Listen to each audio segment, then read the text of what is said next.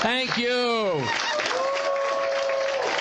How's business? All right. So how's business? Yeah, for you I'm meeting for the first time. I am a wordsmith. I was given that title many years ago. And we're all in the word business. See, every word you say goes out of your mouth into their ear, into their mind, and it creates thoughts and then emotions, and then the emotions end up with action. So we're all in the word business. And years ago, I had a salesperson in my office that was so honest, if he had a bad day, he'd tell the clients that. You know, they'd say, how are you doing? Oh, God, interest rates are up. Things are terrible. And I called him in my office. I said, you can't do that. You got to always be excited. And he said, I got to tell the truth. So I went back to my office and worried about him. And I came in and called him and I said, now I want you to be excited, but be honest. You're going to have the worst day of your life. And if someone says, how's business? Get excited and say, unbelievable, because that covers it either way, doesn't it? So how's business? Unbelievable. How's your in-laws? Unbelievable. See, it's a great word. See, because some of you new people, you got to be careful what you say when you're recruiting. And a lot of you who need to go back to your past business as you move into full-time status, you that aren't, and you need to be sure you say the right words. And sometimes your relatives and friends will try to shoot you down when you try a business like this. It's almost like they're either jealous that you had the guts to try something new with no guarantees, and that's what many of you had to do when you went into this. But you got to be careful when they say to you, well, how are you doing at that PFS thing? I want you to say, unbelievable, I've changed my income potential forever. Now, isn't that true? You haven't made a dime. This is what you teach new people. They got to have ammunition, kids. So when someone says to them, how are you doing at that PFS thing? Unbelievable, I've changed my income potential forever. And that means you have. You maybe not done well yet, but you will. So you can't say, it isn't working for me, but God, you do great in this business. No, so you can't do that, all right? Well, when Keith asked me to join you, and Keith is one of the 8 national sales directors that I'm still working with, because as I'm winding down my schedule, I've chosen a few key people because I love working with PFS. You guys changed my financial life, and so I wanted you to know that when Keith called me, I says, I'll come out there, I'd love to, but I also want to show the people that have a base shop. Now, how many of you actually have your own base shop? Let me see your hands. Okay, I brought something special to show you for the first time, and I'll show you that in a little while. But let's get started today. I've given you this handout, and I want to go through the handout with you. It says, and I decided, I've been very blessed in my life to meet some of the people that I consider the great leaders, and this is going to be a leadership session. I built the #1 Coldwell Banker real estate office as a manager.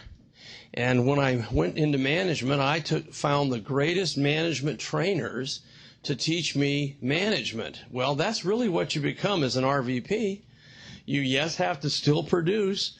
And I've always had this belief that the top producer isn't working just to have events. Now, granted, you get to the size of a Hector Lamarck or a Keith, at times you won't have as much time for the table because you have to make sure all your other folks are being taken care of. But the table is where it's all at. And I want to take you, and I've been blessed to meet great leaders. And when General Schwarzkopf retired or left the armed forces, I was with him on his first tour of speaking. And I picked their brains. And I'm going to tomorrow at my session with the whole big group, I'm going to give you some quotes of some of the greatest people alive that you want to realize they said this, and if it's worked for them, it should work for you. So as I said in the beginning, a great leader is an average individual. I mean, they're average people. But they're extremely well prepared when an incredible event occurs. Now, my humble opinion is the incredible event is when you get in front of someone who's qualified to say yes to this opportunity. That's an incredible event.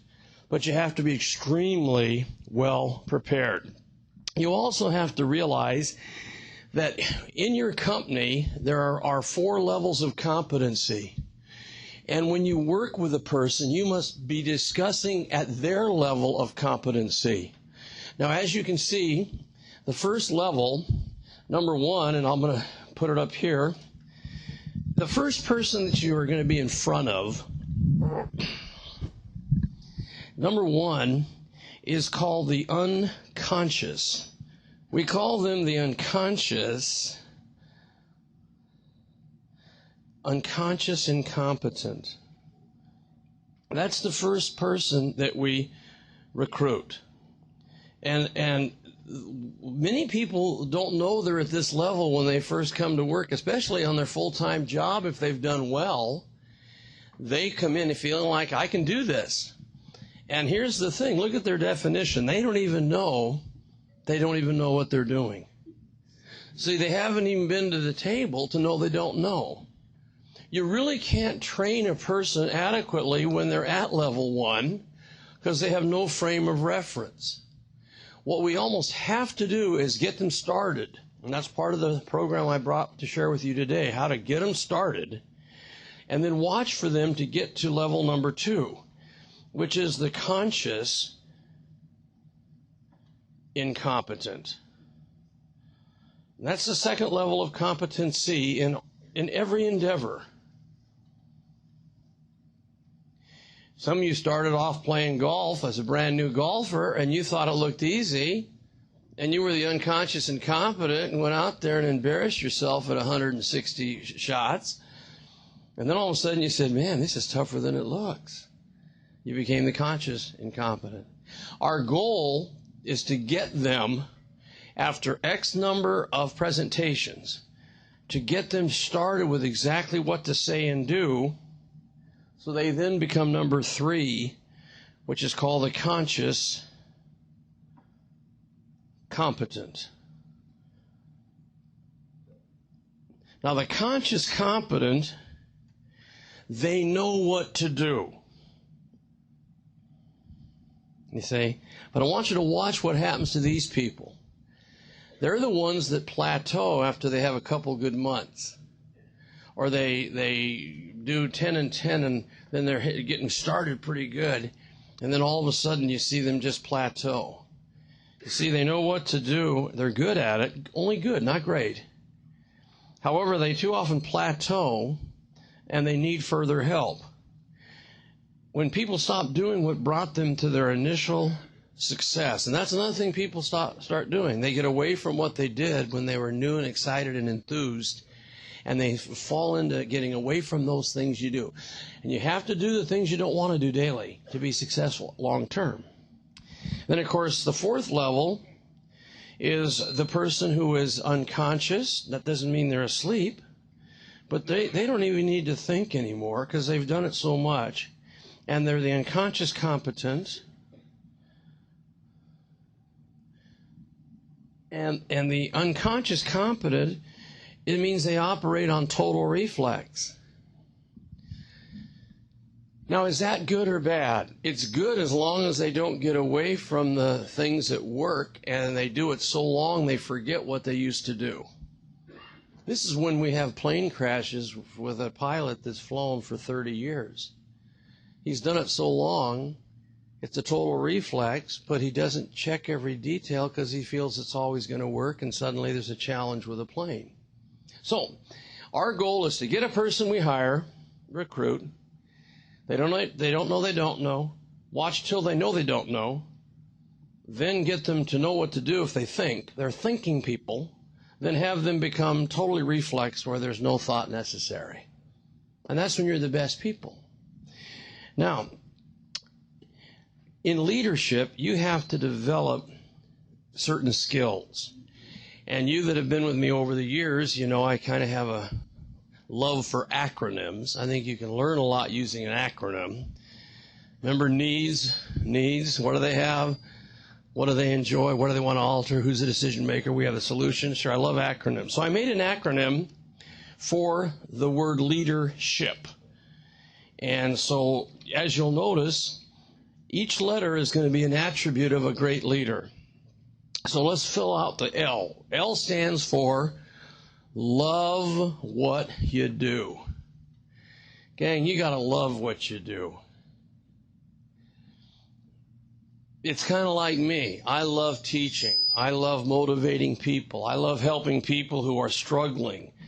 That's why when I see people like Keith who were kind of brand new and struggling and then see the tremendous life they have, that's my payment. Now, you that were ever educators, your payment, more than the money if you were a teacher in a high school, it's seeing students grow and become good adults because of your influence. And that's kind of the way my life is today. I've worked for 25 years plus doing seminars. And it's kind of nice now to have all the folks coming back that have made lots of money. Oh, yeah, but they've also grown into fine, upstanding human beings. Because I, as you know, teach more than just making money. Money is only 1/4 of human success. There's a lot more than just money. Also, the E in leadership is excited about what you do. See, you got to love what you do and then be excited about it. Now, if you that have listened to Hector's tapes, and he mentions my training a lot, he will tell you that you got to be excited all the time.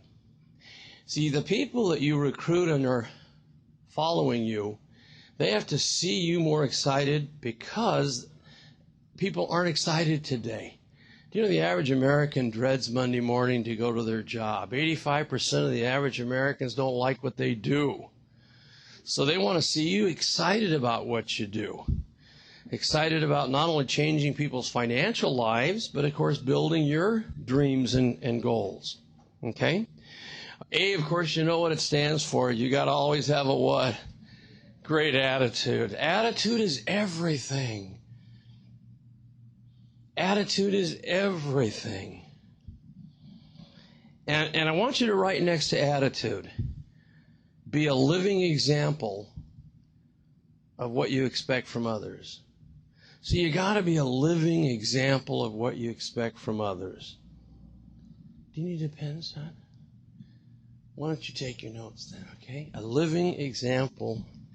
Okay, attitude, that's an A. Attitude, attaboy. Be a living example of what you expect from others. In other words, finish this sentence. Talk is cheap. And that, as a leader, they have to hear what you say, but see that you live it. You got to live it, you see. So, they live what they expect from others. Now, D, I used to think, before you write anything down, when I first started doing seminars, of course, you know, people would say, Tom, how could you sell one home a day every day for a year, which is what I did my last year. It's a feat that's never been accomplished. And that's when the National Association of Realtors said, please come and teach. And that's how I got into this. People say, well, how did you go from selling into teaching? Well, they said, no one can sell 365 homes in 1 year. And I said, yeah, I did. And they go, tell us how. See, the average realtor, if they sell one home a week, man, they're top people. Top people. So that's how I learned to teach people what to say at a table and what to say to help people say yes. And I used to say when I first started, the first thing you look for in a person is, and don't write this down now because it's not true, is their desire level. And that was my D word, desire. Don't write it down. Desire. Then I realized that, you know, there's a lot of people, especially young people, that have the desire of abundance, the desire of wealth, the desire of new Mercedes, the desire of new home, but they won't do what's necessary to get what they desire because they lack the real D word, which is discipline. I think discipline is the most important quality a human being has. And next to discipline, I'd like you to write, do the things you don't want to do. And I think that's what successful people in all businesses do. They do what they don't want to do. I remember when I was brand new in real estate, I didn't know a soul. And my broker, thank God, said, Tom, you got to leave the office and talk to people. And I started just knocking on doors, scared to death, and all of a sudden got my first listing, which ended up my first sale. And all of a sudden, because I was out talking to people, and that's something I really want you to realize, your business is a numbers game to where you meet enough people. And if you talk to 50 people, you're going to get someone that wants to hear the whole story, do the presentation. They want to be excited about it. They want an opportunity like this. So it's just so important. You keep telling your new people, just talk to people. And of course, we're going to learn they have to handle the rejection that comes with talking to people. Okay? The E stands for emulate other great leaders. Now, that's one thing PFS offers more than any company I've ever seen. You'll have in front of you every week someone that is here in the hierarchy of success who you can look at, you can emulate, you can copy. See, the first step of creation is imitation. Meaning, other than God who created it all, everything else is in imitation. The new beautiful cars we see were imitations of an old black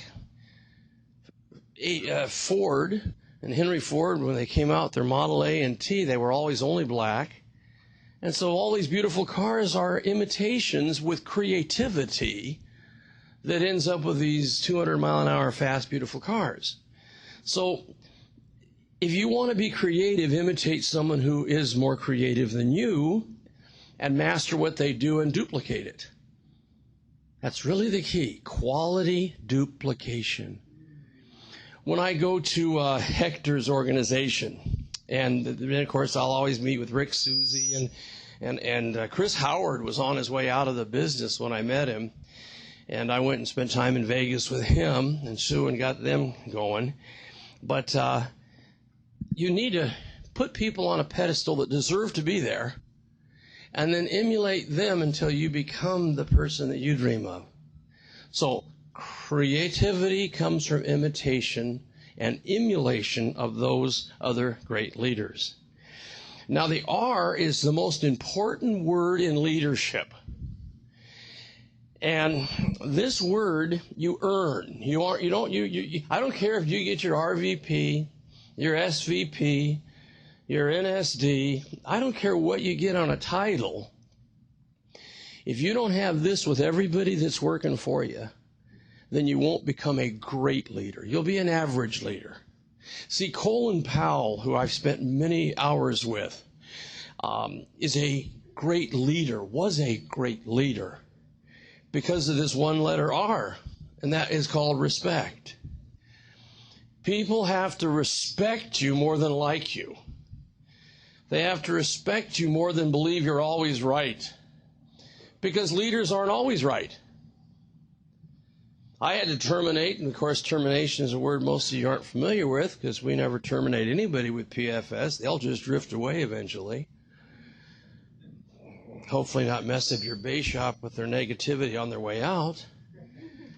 But I had to let go of the top producer in our 300-person company, only because of the other people knowing what he was doing, and I had to have the respect as the leader, so I had to make a sacrifice. And sometimes this business is tough. You must do things that aren't easy. So you keep the respect of others, and that's really important. Okay? I heard your excitement when, John Addison's going to be here. John is the main reason that I'm even have ever been a part of PFS. And it's so funny because my premiums on my insurance were $276,000 a year before I met you. And with your help of Buy Term Invest the Difference, it got down to $155,000. But I didn't take the money. I just kept buying stock, which I'm so thrilled about. And it will definitely be coming back, which is all part of the game. All part of the game. See, some of you are too young to know the cycles. You're too young to know the cycles of ups and downs. And I just got to say this. I'll say it many ways today. We have had a political game played with the average working American to where, because of politics, meaning negativity picked up by a very negative media, they have really sold people how bad things are so that change might be possible.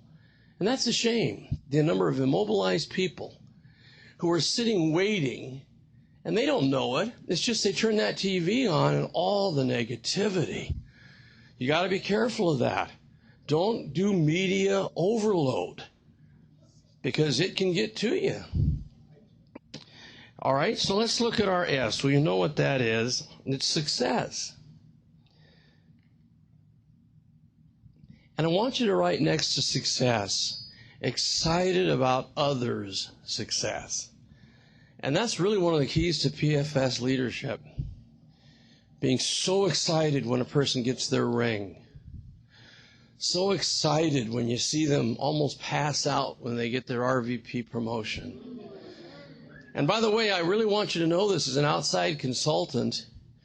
You're not enjoying the benefits this company has to offer until you're a regional vice president. See, every other level is fine, and you need to do it at your own pace. I had a seminar with Hector a while back, and a young guy was there, and saw he had his ring, and took him 6 years. See, 6 years. Now I have met folks that have done it in under a year, but the norm is not under a year. So we're going to talk today a little bit, and more tomorrow, about patience, which is not only a virtue, but is necessary in long-term success. That one day at a time patience. So, excited about other success.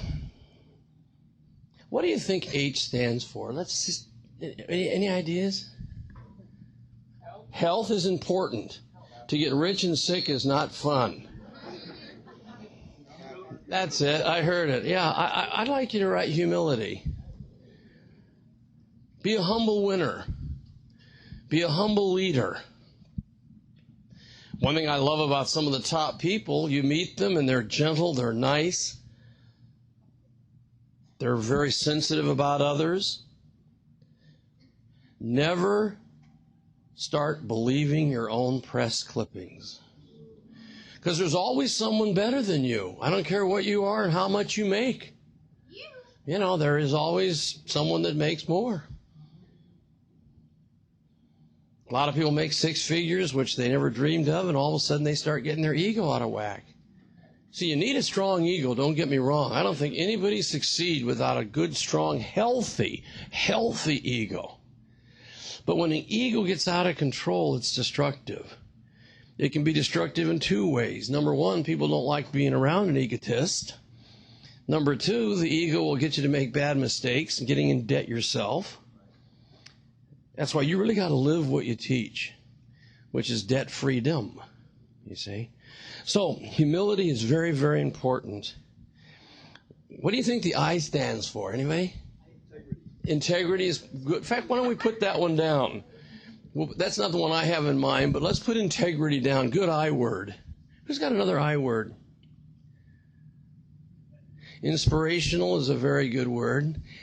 But I'd like you to write imagination. See, I think that successful people have an image in the future. I'm going to call it tomorrow when I do the whole group future vision, to where you actually see what you're going to be in the future. And that's done by very serious goal setting, by all the things that we'll be talking about. And the P, of course, we'll hear it in different ways. Would you write the word persistent? You just never give up. I do this, what I'm now going to do, for a reason. How many of you failed your insurance exam the first time? How many of you failed it the second time? How many the third time? The fourth time? The fifth time? My God, you're good. How many times, son? 15.